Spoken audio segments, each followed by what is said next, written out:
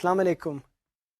In this session, I want to talk about visual display of quantitative data. So, one may begin by asking, why do we want to do and focus on visual display of quantitative data? So, to answer this question, let's recourse to some of the knowledge we've gained from earlier sessions. We've talked of statistical models and statistical measures on the data that we have. And we have seen that these models and these summary measures do not capture all of the patterns inside the data. And specifically, we have seen the example of Anscombe's quartet as an example to display that simple statistical measures may produce summaries that are similar or even identical for different data sets. So to get a better idea of the distribution of data, to get a better idea about the relationships of different variables in the data, we recourse to visual methods of display of quantitative data, through which we want to highlight the context of the data, and we want to convey the insight and meaning of data, because the aim of statistics is not conveying numbers. It is the conveying of insights. So, as you can see on the slide now, you see 4 different data sets. And if we calculate standard statistical measures on this, you would see similar measures, even identical measures of mean, variance, and correlation, the regression line that represents this system. We've also seen that if we graph such these 4 data sets, we'd be able to observe that all the 4 data sets have different patterns. So this is usually the case, that visual display or data visualization helps us visualize the inherent patterns of data, something that we cannot completely do only with statistical measures. And the reason for relying on vision is the fact that human vision is the most dominant sense that we have, and it trumps all other senses. It is said that approximately 70% of the senses that we have are actually associated with our visual system. Accordingly, to convey data, it is important that we use the best mode of communication that we have, and we should not ignore the visual method. And in fact, we would see we can convey a lot through the visual method of communication. Okay, let's now talk of the major impediment and problem in visual communication of data. The most important problem is the presence of clutter, which means the breakdown of design. So if you want to convey all of your information in a single graph, and you want to employ all the colors that your computer system allows you to use, you would have a confusing graph in which no person would be able to extract meaning from, because it has simply too much data. The real need of a graphic is to distill insight from data and then to convey it in as simple a way as possible. So if you see this slide, you see a typical classroom, and you have a teacher like me standing in front of the board, and you have a long list of sentences. There is no apparent design in this entire lecture which is written out on the blackboard. Because of that, and because of the problems humans have with memorizing or keeping items in their short-term memory, it is very difficult to follow such a thing. Similarly, if your graphic has too much detail, and if the design is cluttered, then it would be hard for the audience to understand your graph. But we must highlight here that clutter is not an attribute of information. It is actually the breakdown of design. Just because you have a lot of information to convey does not mean that your graph has to be cluttered. Your graph is cluttered when your thinking is cluttered. अगर आपकी thinking clear है and you already know what you want to convey, you can always choose a design which lets you do that. So let's now talk about the outline of today's session. I'm going to talk about three things. The first thing I'm going to talk about is the visual display of quantitative data in the form of tables. A dominant mode of communicating quantitative data is table, and the other dominant mode is graphs. So we'll be covering both of them. For statistical graphs, and we emphasize that these graphs are statistical because the purpose of this graph is not decoration. You don't just want a pretty graph, you want a graph which actually conveys insight. So if your graph is very simple, but it highlights what you want to highlight and it conveys the insight that you want to provide, then it's a successful graph.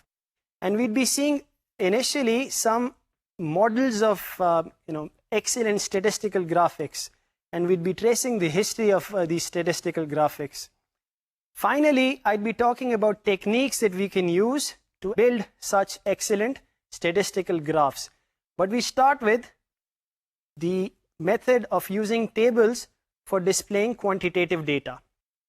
So you can see on the slide now a table which is very dense with information, and tables are good for that. If you have a lot of information and it is essential that you be able to read relatively precise values of these variables, then usually table is a good method, especially if the number of readings that you have are quite less.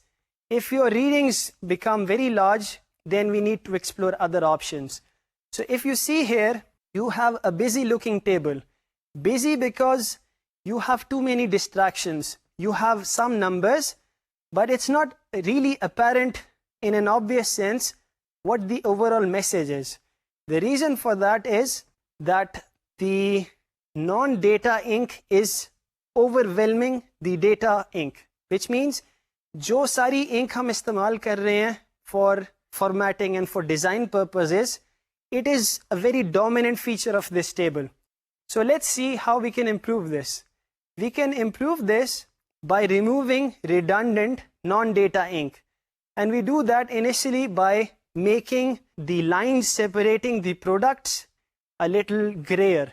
So because of that, now the numbers can be seen more clearly. And you can improve this by removing other grid lines, because the grid lines serve a purpose, and that is they make distinctions clear.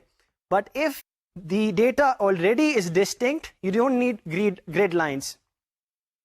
You would remember something I talked about, I described good design as, and I said good design is the point at which you do not have anything to take away from the thing that you're designing without compromising on the quality. So in this case, we can actually dull the grid lines, we can remove some of the lines without compromising on the data quality, and actually this makes it more readable. Now I'm going to talk about some essential guidelines for improving tables. And the guidelines for improving tables are actually quite slim in literature, in the sense that you do not have a lot of guidelines. A lot of research has taken place for statistical graphs, but for tables, usually not a lot of attention has been focused on it. So a statistician, a British statistician who has worked on the problem of presenting data with tables clearly is Andrew Ehrenberg, and he has given 6 general guidelines, and I'd read those guidelines to you now. So the first guideline is that you should give margin averages or similar measures to give visual focus. So for your rows and columns, you should give a place where you want the focus to go, and that should also provide context for your data, because it's important. Perhaps the most important thing for quantitative data is to provide context. It's important that you have some number, but what is the background of that number? How does it relate to other numbers and so on? So you need to know some background of the number. So in this case, if you have a table in which you have rows and columns, Ehrenberg's first guideline is to have averages in the margins. He also talks of ordering the rows and columns by some baseline measures. Furthermore, he says that the numbers to be compared should be in the columns rather than in the rows. Because if you're making comparisons in the row, it is more difficult to do. And this is from research into human perception and cognitive abilities. Agar aapko column mein data mile, it becomes very easy to compare. And we will be seeing when we transform the table which we have at the bottom of the slide, and we would be seeing how it becomes easier to understand. Also, another important point is that the values we are presenting should be rounded. And the reason for that is that mostly if you have too many digits in your table, it becomes too crowded. And in most cases, it is really not that important that you have 3 or 4 significant figures. Typically, you just want 2 significant digits after your decimal point, and you can even round further than that.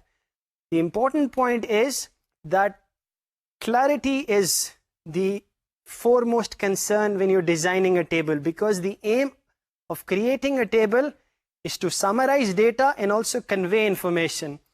Also, you should have a clear layout, and lastly, you should have a verbal summary, which is very, very important. Every time you make a table, do not assume that your reader would be able to make out everything by himself. You need to provide guidelines.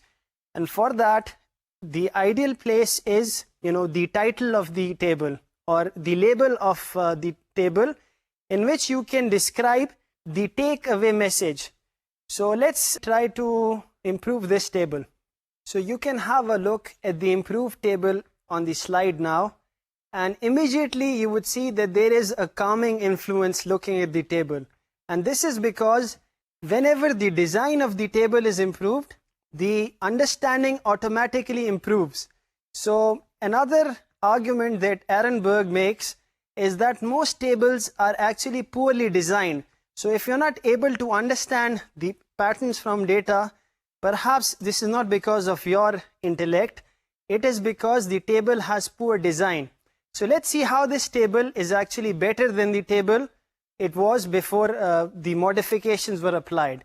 So you see firstly that there are averages in both margins. You have averages for the columns and you have averages for the rows.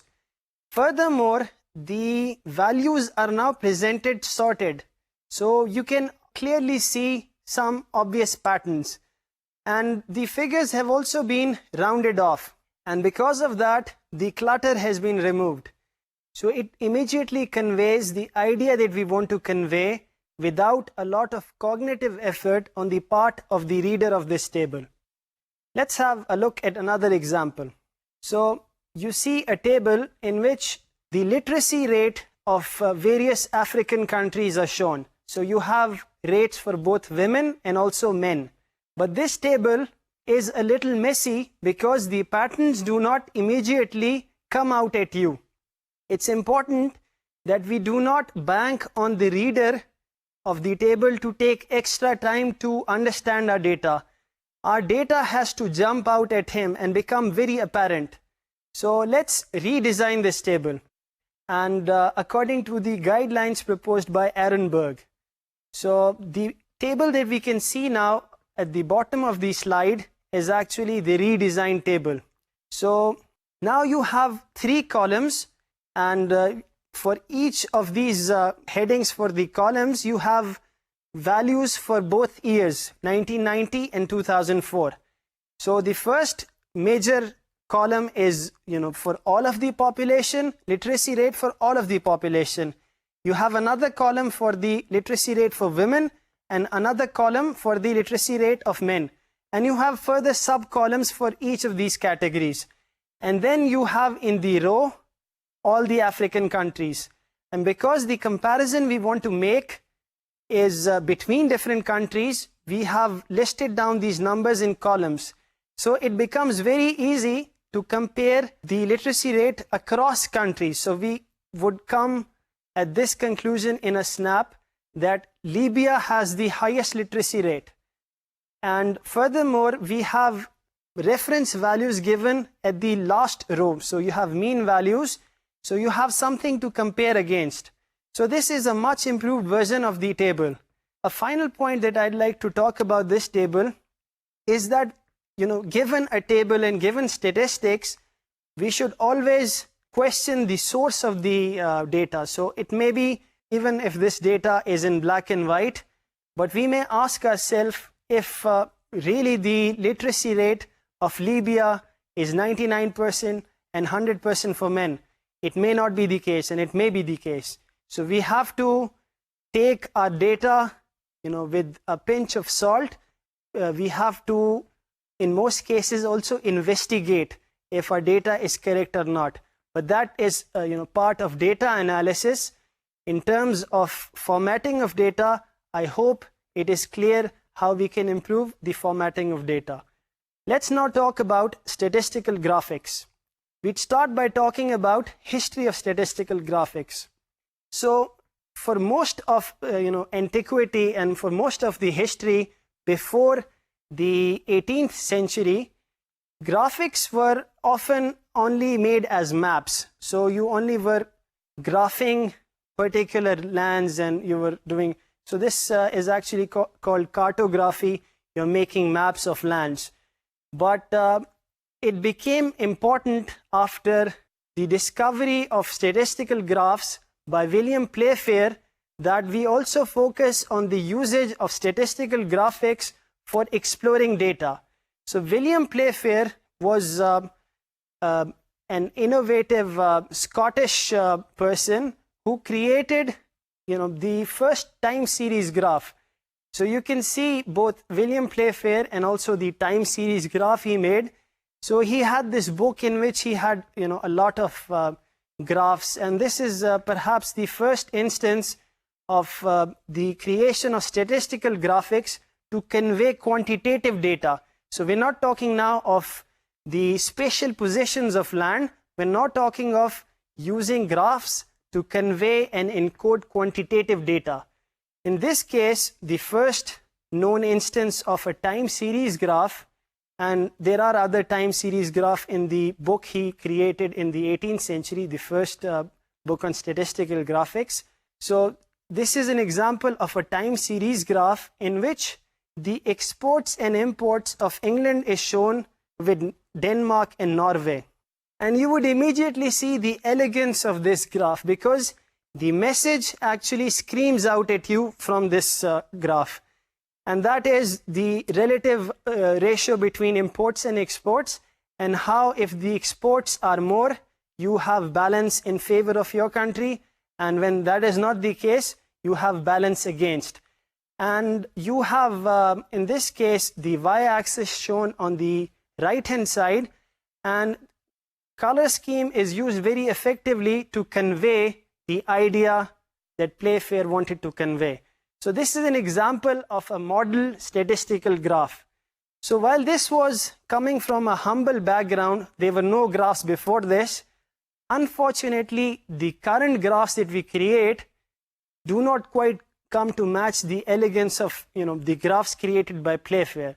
So still, we can look up to Playfair's work as model of proper and excellent statistical graphics.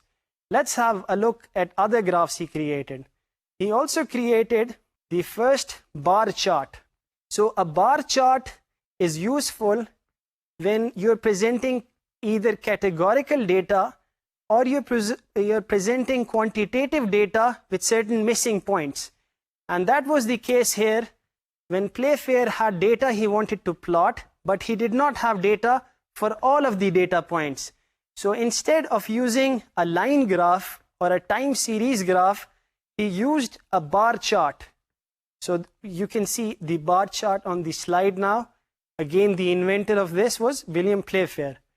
He also invented the first pie chart, in which the area of a particular slice actually represents the relationship of that part towards the whole.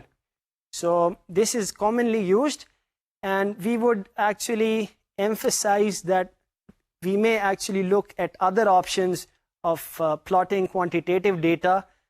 Pie charts are not quite that useful unless you have very limited data and you have a very simple message to convey. But again, we see that most of the techniques of statistical graphics were invented by William Playfair. So let's now look at some visualization success stories.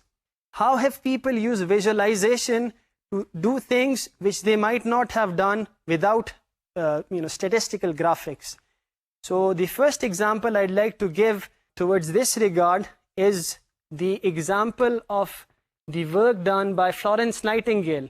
So she was a nurse in the Crimean War, and she discovered a shocking statistic that most of the men in the army she was supporting were not actually dying from enemy's fire.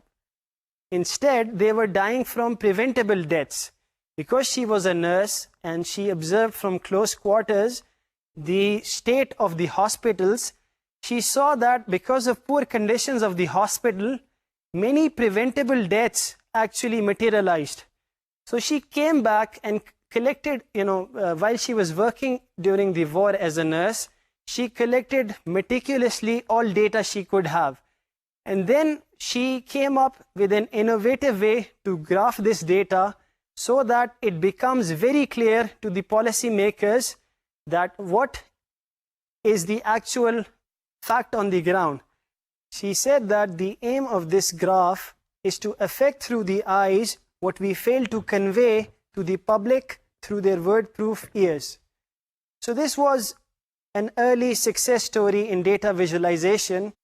Let's see now at a particularly good graph which has been anointed by many data experts, data visualization experts, as perhaps the best statistical graphic ever drawn.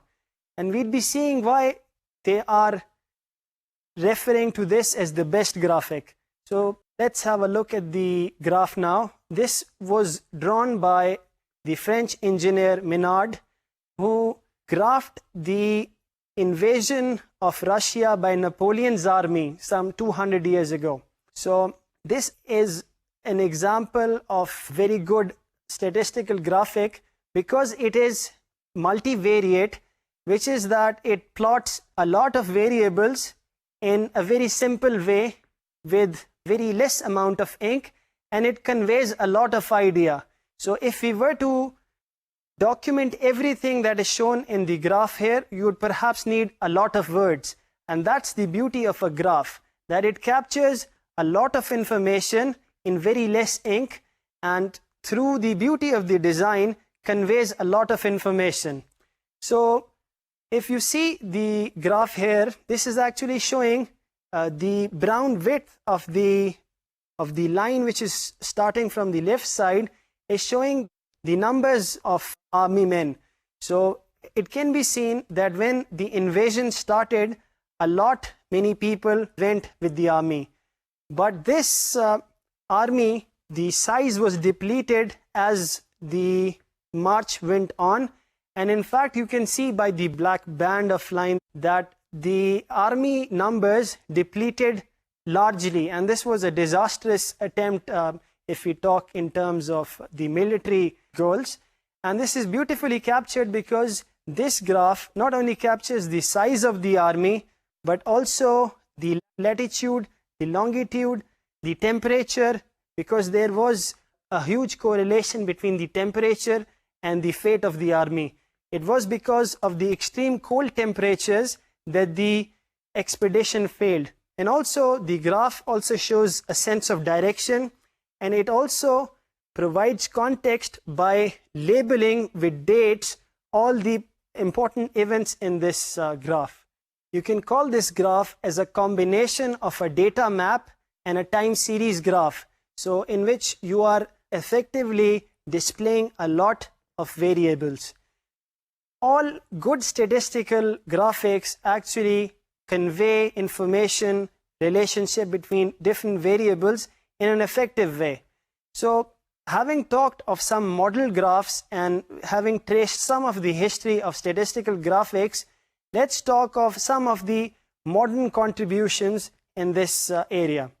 So, a seminal work which emphasized the use of graphical methods for exploring data was the work of John Tukey in 1977 when he wrote the book Exploratory Data Analysis, in which he emphasized that there are many things which cannot be picked up by simple statistical measures, and graphical methods should be explored to clean out patterns from data.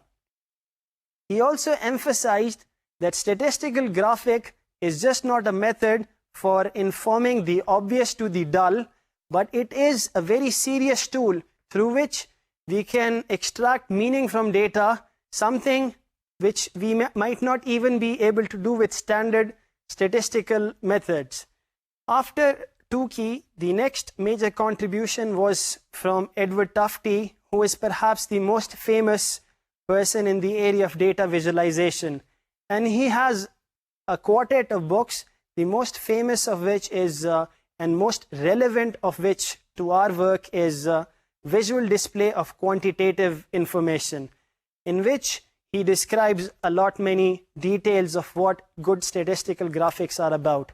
It is a strongly recommended text for anyone who wants to work in the area of data visualization, and also someone who uses graphics for communicating information, either as a researcher or as a practitioner. Also, a lot of research has been done on the theory of visualization.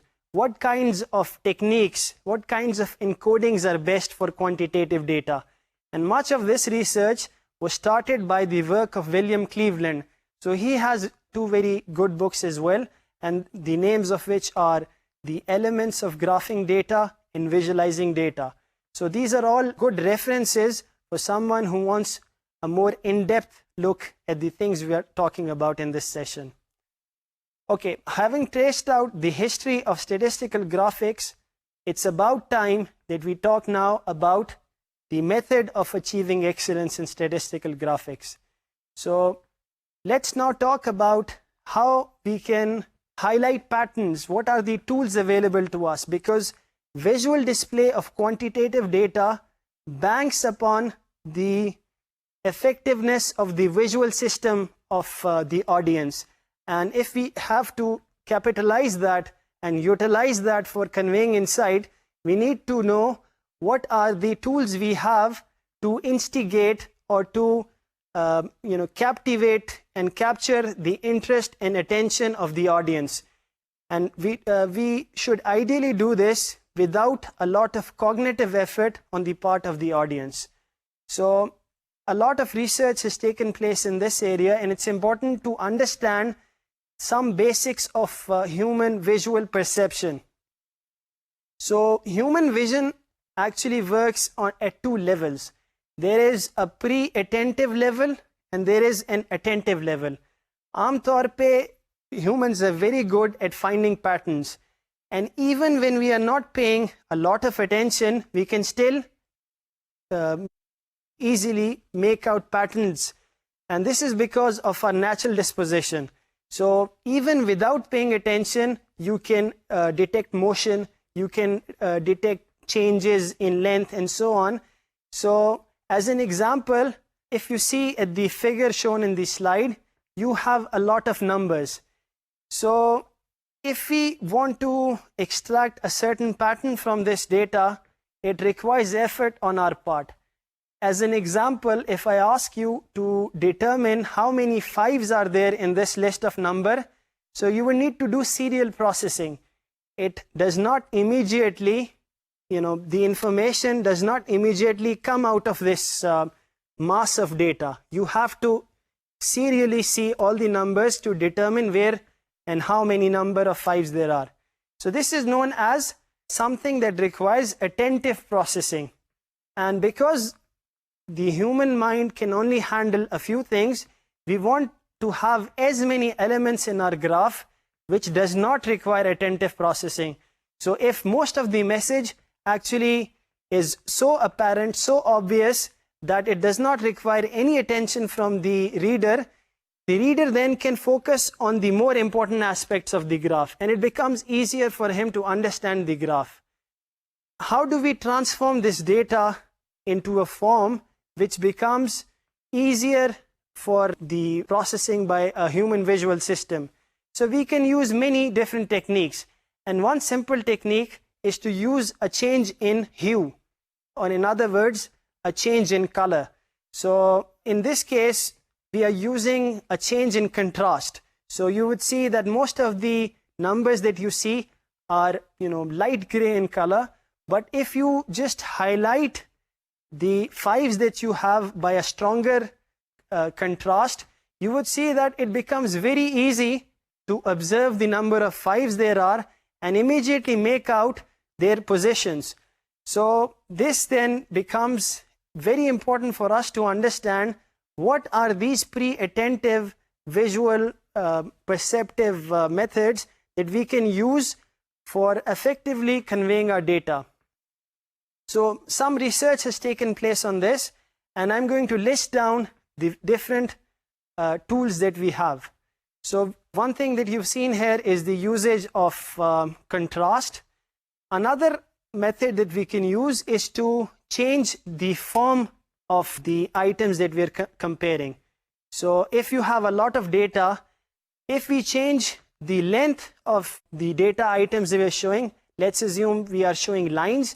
So the length of the data, if it is changed, it becomes very conspicuous and very easy to spot.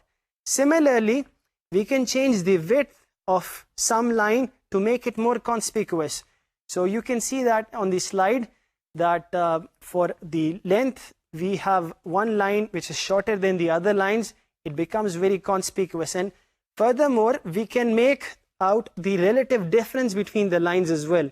This is very important if you're going to use the length of the line as an encoding for the value of the quantitative variable. So width is also useful, लेकिन इससे हम इतना accurately encode नहीं कर सकते. We'll be seeing why in a short while. So what are other methods? We can use orientation, in which some lines are oriented differently from the other lines. It immediately comes out at you. So you can immediately pick out the disoriented line because it is conspicuous. Also, you can increase the size of some item that you want to actually show, and because of that it becomes conspicuous. You can also enclose the data item in a box, let's say, and it becomes very easy to spot. You can explore the usage of color, and color means hue and intensity, and also you can make use of position. So you can make use of 2D positions, and 2D positions are easy to make out because if you are given various 2D positions, you can make out very clearly and accurately, even if these 2D positions are used to encode quantitative variables. In summary, if we want to encode a quantitative variable in a way which becomes visually very apparent so that the pre-attentive system can capture that, we can make use of length in 2D position, and these are the most preferred methods and has been shown to be the most accurate methods by research in this area. We can also use other methods, but they are not quite as accurate. So we can make use of intensity, and we saw that earlier when we contrasted various shades of gray to make the level 5 conspicuous. But if we are displaying quantitative data, it is not as obvious to show the differences in value only through differences in intensity, because you get a rough idea, but it's not very accurate. Also, you can make use of size, the 2D size of a point, to encode a quantitative variable. But this is not, again, very accurate because humans are not very good at estimating two-dimensional areas. And I've talked of this when I talked of pie charts. Let's have the same example. You see two circles, and if the question is asked that how large is the second circle compared to the first circle, it's really hard to estimate correctly that it is 16 times the first circle. The area is 16 times the area of the first circle. So because of that, it's better if we encode quantitative variable either as length or as 2D position. And this is the reason that most of our statistical graphics use either line charts or bar charts. And in bar chart, the length of a bar is actually encoding the value of the quantitative variable. अगर आपके quantitative variable की value 10 है, तो आप बार की height से उसको ascertain कर सकते हैं. अगर 20 है, तो उससे भी आप ascertain कर सकते हैं. लेकिन if we were to encode 10 and 20 as differences in color, it becomes very hard on the audience to understand the difference, and it's not a very accurate method. Let's now talk about the actual mechanics of creating graphics. So for that, we need to talk of the two very important aspects of graphics. The first thing is making graphics that are scientifically ethical. In other words, they do not exaggerate the data that you have. So this may be classified under the heading of graphical integrity. After this, I'm going to talk about graphical sophistication, that having ensured that your graph is ethical, it does not distort and lie with the given data, we can talk of questions of design. Initially, we'd focus on graphical integrity. So the first thing I want to talk about is that the main aim of a statistical graphic is to show variation in data. Every design choice that you make is going to be subservient to this overarching goal of yours of creating the statistical graphic in the first place. So it should not be the case that you unnecessarily change design so that we give a wrong impression to the consumer of the graph, and he makes misleading conclusions. As an example of this, and as an example of the change in design confounding the actual change in data, have a look at the graphic shown on the slide now. You see that there are two graphs, and both of them are showing the Nobel Prize awarded in science for selected countries for range of years. So you see that for all of the x-axis, the relative distance between different points that are labeled is a period of 10 years. But if you see the last year near the right end of the first graphic on the left hand side, you see that there is a dip in the number of Nobel Prize winners, and this is true for all the countries.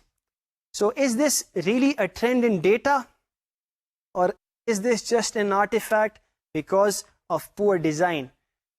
I would argue that this is because of poor design, and the reason is that the scale is changed. Even though it is actually written down at the bottom of the figure, because the last range of years is smaller, because you're not measuring the number of Nobel Prize winners over a period of 10 years, you would automatically have lesser number of Nobel Prize winners. So improved version of this table, having real data, actually shows very dramatically that in fact the number of Nobel Prize winners actually improve. So there is an increasing trend and not a decreasing trend. But because of our change in design without proper explanation, it confounded the variation, and it seems like the variation is due to a real effect in the in the actual process. But it is because of poor design that this lowering trend is shown on the left hand side graph. So an important principle is that your design should not create such patterns. Your design should only emphasize on the real patterns that the data has. It should not create patterns that are not actually there in the data. So this is important if we want to ensure correct representation of data. Another important aspect that we must always ensure, almost always ensure, is that all your measurements have inherent errors. So you would never have infinitely precise values. And sometimes this error is quite a lot. So we've talked of confidence intervals and margin of errors. If you just present a data without quantifying the amount of error or the amount of uncertainty in this data, the data becomes in a way useless, because if the margin of error is a lot larger than the range of values being compared or the differences of lines being compared, then the comparison even becomes misleading. So you can see on the slide that it may be that you want to show your system to be better and you just take average values, and the average value of your system, it is showing a better performance than the performance of your competitor. But if you take confidence intervals, it might be that the difference is not that great. And it's important that whenever we are making a scientific argument, we always quantify the amount of uncertainty in our data. We should do this when we are presenting data in a non-graphical form.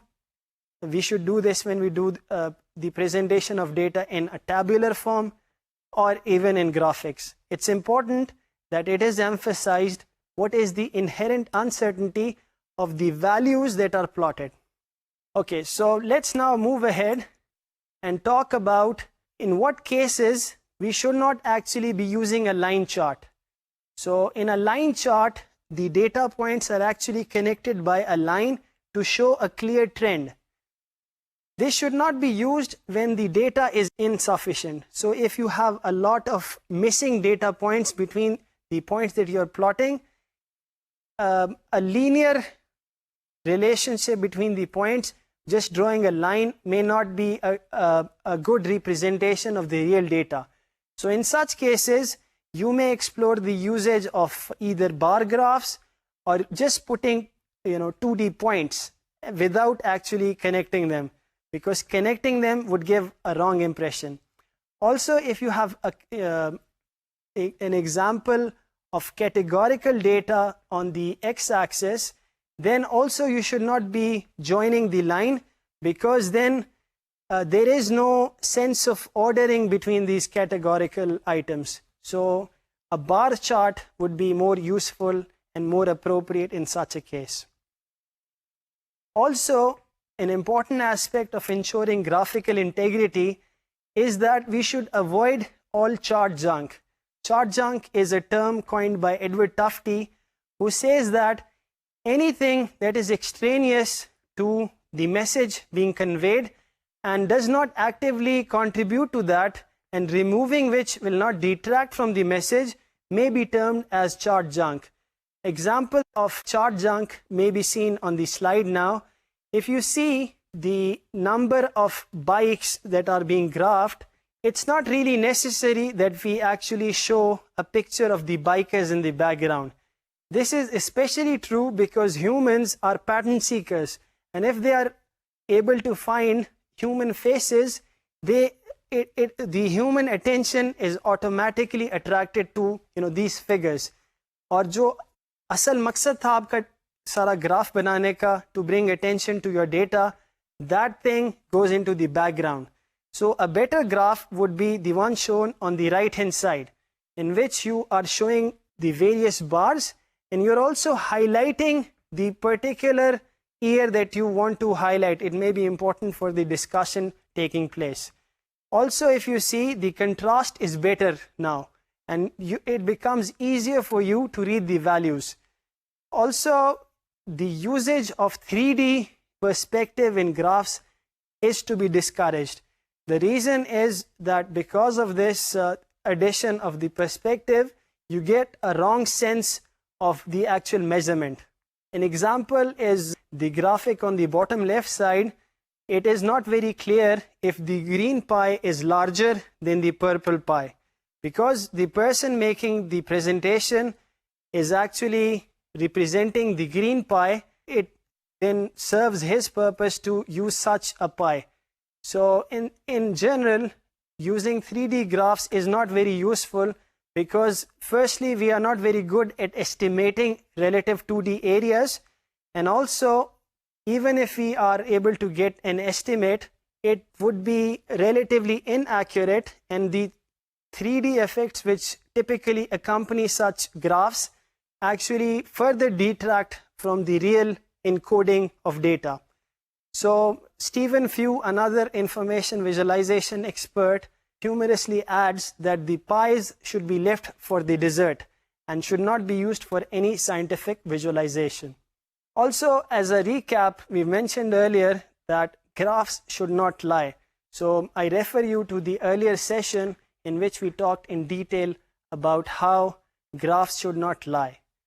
Okay, now let us talk about methods of graphical sophistication. So how do we, having talked of the need of building graphs that accurately represent data, actually highlight our message or highlight the important patterns? So for that, we're going to talk of certain broad principles. The first principle is defining the right graphic method that we want to use. And this really depends on the kind of comparison, the kind of relationship, or the kind of insight that you want to convey. We may explore the usage of bar charts, of line graphs, of histograms, of scatter plots. It really depends on the kind of task that you are using the statistical graphic for.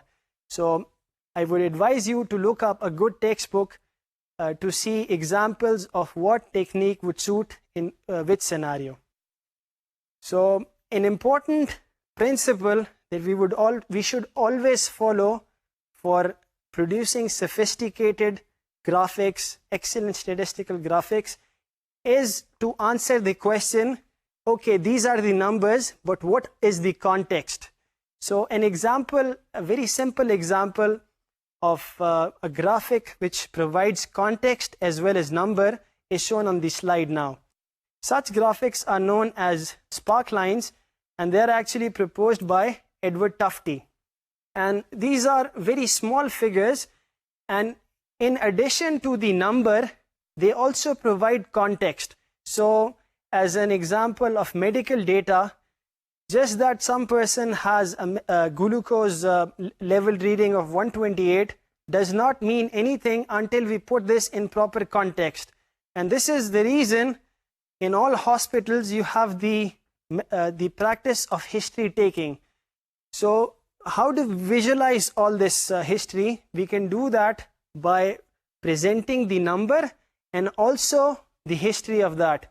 And if you see, the aspect ratio is very important because the graph is drawn at a resolution which actually is making very obvious the pattern of data. Also, you would be seeing the gray band which is highlighting the normal range.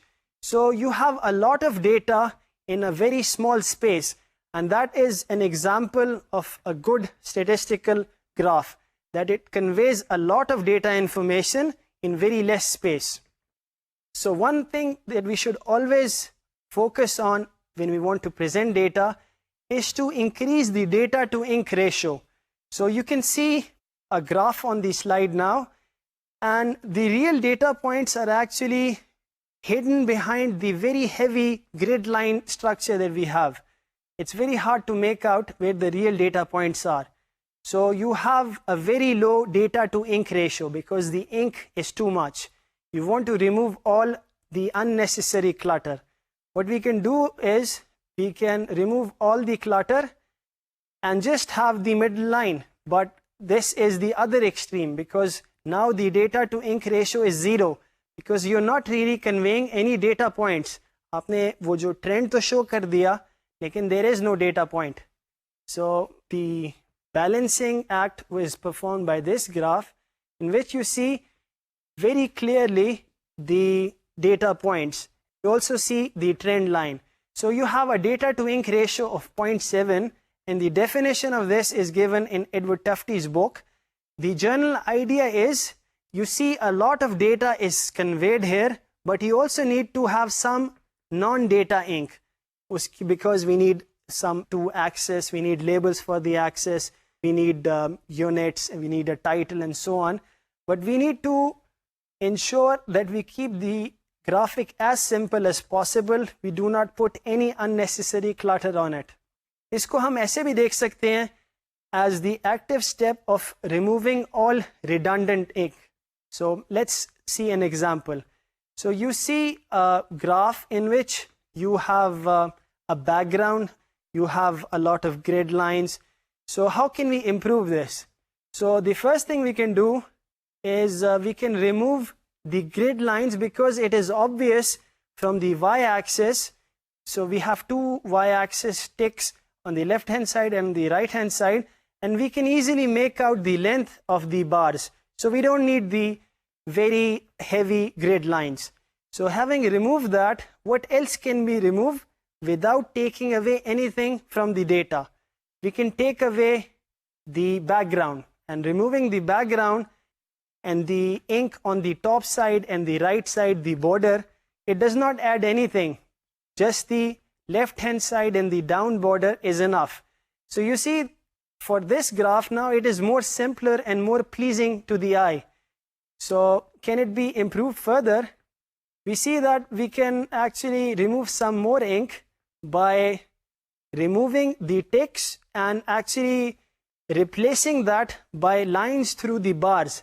So with this, we actually see that with a lot more reduced ink, we have effectively displayed the same data. So we would say in terms of removal of non-data ink that this is a better graph than the one before, and we would justify this by the fact that this is simpler to understand and has less clutter to deal with. So let's now talk about removing of cognitive load. At the beginning of this session, I talked of how the enemy of visualization is clutter. So how do we remove clutter? And how do we remove cognitive load? Cognitive load का मतलब है कि जो आपका consumer है graph का, जो reader है, उसको कम से कम एफर्ट करना पड़े to understand your graph. And towards that end, what you can do is you can remove all the jargon from your graph. You can make your labels more descriptive within reason. Also, you should not stint on the amount of details that you put in the title of your graph, because it would save the reader from the effort of going back to the text in the paper that you've written or the report that you've written and read about the graph there. Your graph should be as self-contained as possible. So that should be the aim of a good graph, that it should remove all unnecessary cognitive load. Also, we've talked of how design variation can be confounded with data variation. Now I want to talk about emphasizing data variation through design. So let's have a look at a graph that we start from, and this is a particularly bad example of a graph because of all the fill colors. You will observe that the fill colors are drawing attention towards themselves. So this would be an example of poor design. How can we make the fill colors calmer and less attention seeking? So we make a change and we see that this graph is better than before. Furthermore, we see that the label on the y-axis is added, and because of that, this graph becomes readable on its own and understandable on its own. So I would like to highlight a quote by Edward Tufte, who says that when using color, avoiding catastrophe becomes the first principle in bringing color to information. Above all, do no harm. So this is something we must remember. So let me now conclude this lecture, and I'd like to mention that graphical methods can be used to highlight erstwhile hidden patterns in data, which are not obvious by simple inspection or by statistical method.